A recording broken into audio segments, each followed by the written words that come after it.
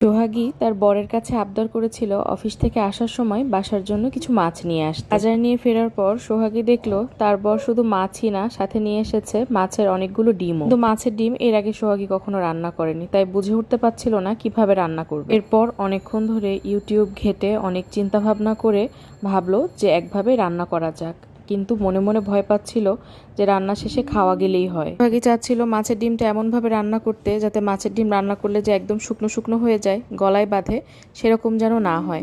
তো এই জন্য প্রথমেই মাছের ডিমটাকে একটু হলুদ আর লবণ দিয়ে হালকা সেদ্ধ করে নিল। এরপর সামান্য একটু মশলা দিয়ে সেটাকে ভেজে তুলে রাখলো। এরপর কড়াইতে তেল দিয়ে দিল দুটো শুকনো মরিচের ফোড়ন, তারপরে পেঁয়াজটা একটু ভাজা ভাজা হয়ে আসলে তার মধ্যে দিয়ে দিল কুচি করে রাখা আলুটা হালকা সাঁতলে নিয়ে তার মধ্যে সব ধরনের গুঁড়ো মশলা আর বাটা মশলা দিয়ে ভালো করে নেড়েচেড়ে ভাজা ভাজা করে নিল। এরপর মাছের ডিম ভেজে রেখেছিল সেটাও দিয়ে দিল। এভাবে মাছের ডিম রান্না করলে মাছের ডিমে কোনো বাজে আষ্টে গন্ধ থাকে না এবং খেতে খুব বেশি শুকনো লাগে না, আর অনেক বেশি মজাও লাগে। রান্না শেষে ওপর থেকে একটুখানি বাটার দিয়ে দিল। এটা একদমই অপশনাল, না দিলেও চলে। মাছের ডিম ভাজাটা গরম ভাতে খেতে দারুণ লাগে। পরের পাতে তরকারিটা তুলে দিতেই এক লোকমা খেয়েই বর বলল, বাহ, রান্নাটা দারুণ করেছো তো।